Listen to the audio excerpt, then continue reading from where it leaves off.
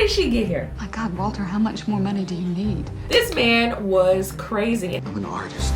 It's crazy because this story is true.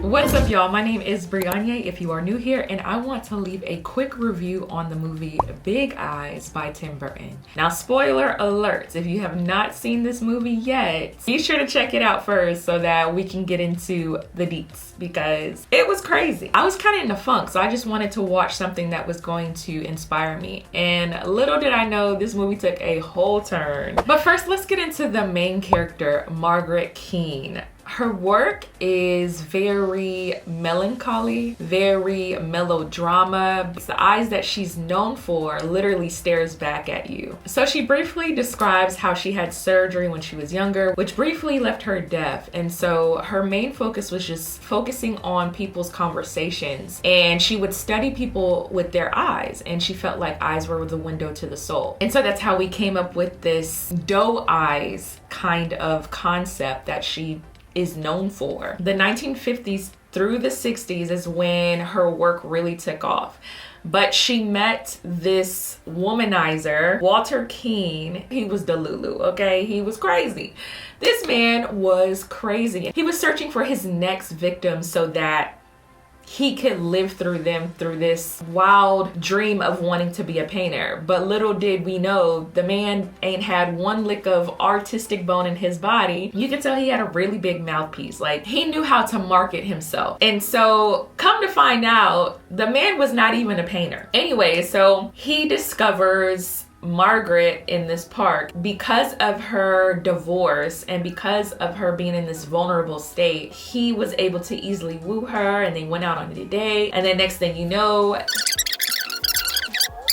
their career took off. So she would be behind closed doors painting all these paintings, cranking out all these pieces, and he would be the one trying to put it in the galleries, TV interviews, and, you know, close the deals and all the things. This went on for a couple of years, and my thing is, how did you not know this man did not know how to paint? Like, if y'all are living together and you have not seen him pick up no paintbrush, wouldn't that eventually tell you that he's a scammer, that he does not know how to paint, and he's literally just trying to live through somebody else's dream? I commend her. I get it. She, you know, was a single mama. She didn't know how she was going to get through life. She wanted her artwork to be seen, but she was just in a vulnerable state. And I'm just like, it's crazy because this story is true. I have a heart for her because I understand, like, wanting to get your work out there, but not at the sacrifice of disowning your own name and having someone live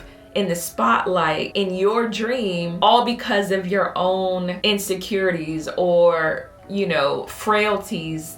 That's something that can be exercised and worked on. Like, if you're not the best talker in the room, okay, getting yourself out there would eventually help you grow into that. So eventually Margaret discovers this box with these paintings, and it has a different name on it. This is a moment where she's like, oh, this man is lying.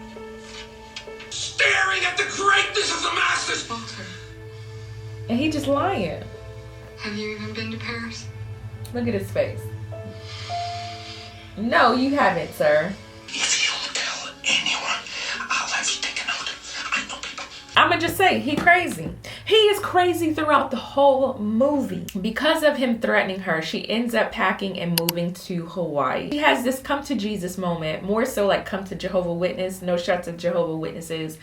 Either way, she getting closer to the light. She started to discover herself again. And that moment, she was like, you know what? I'm going to reclaim what is mine. I'm going to reclaim what was stolen from me, my name, my artwork, my identity.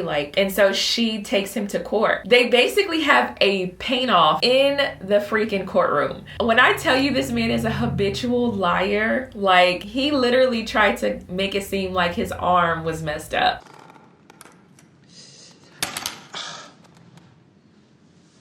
Of course, Margaret ends up painting effortlessly while Walter is making excuses, and he comes up with nothing. And so she ends up winning the trial and basically being reimbursed for all the years that this man has basically taken and made money off of her through her artwork and her talent. With Tim Burton, I feel like he tackled this perfectly. I felt like he created a great storyline of this autobiography of Margaret. If you are an artsy person like me, I think it's a great movie. It's a scandalous movie. It's crazy that it's based on a true story about how someone can take the identity or claim it as their own and make a profit off of it. I don't know how I would feel with someone taking my artwork and claiming it as their own and me deliberately allowing them to do so. Yeah, no. And you got me working behind the scenes like a slave while you get all the recognition, all the shine, all the bubbly, the champagne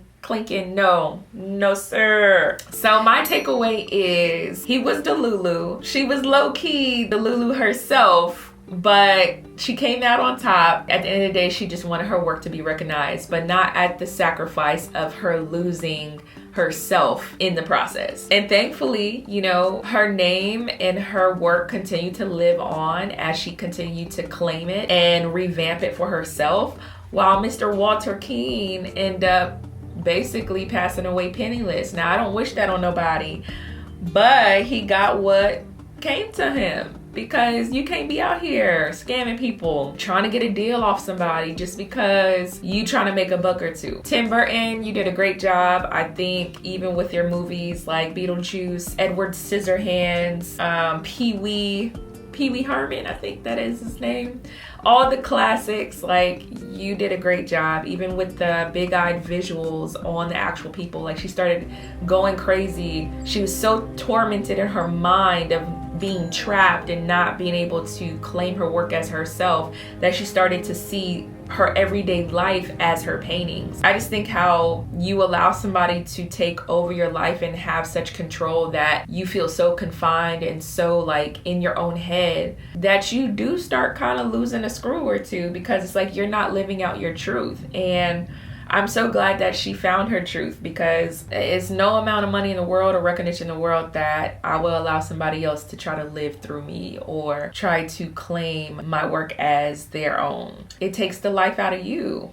And you're not walking fully in your purpose if you're allowing somebody to steal it and try to make it their own. And eventually, anything of that matter is going to fail. I've had it happen many a times where people have tried to take my artwork or take my photos of myself and claim it as them. Like on Facebook, on Instagram, you know, the catfishers. It's like, baby, if I don't produce, you have nothing to post. It's going to fall eventually because, one, when I find out, you're going to get blocked. And two, what you gonna tell people that are interested? The person that's faking it behind the camera in Africa, what are you going to tell them when they want that piece and you have to ship it to them? Or two, that it's already been sold and you don't even have it on hand. Please stop playing with me. Go find your own purpose. Shoot.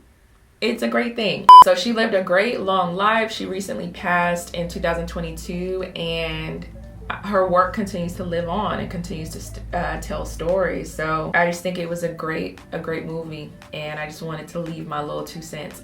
Disclaimer, I'm not a movie critic, a movie reviewer. I just wanted to give my input on it and shed light on an artistic movie that you could check out for yourself. A few moments later. And then that's how you know he's a habitual liar, because he even, you know what? I'll just leave it. I'll leave it for you to watch. You'll see. Check out the movie.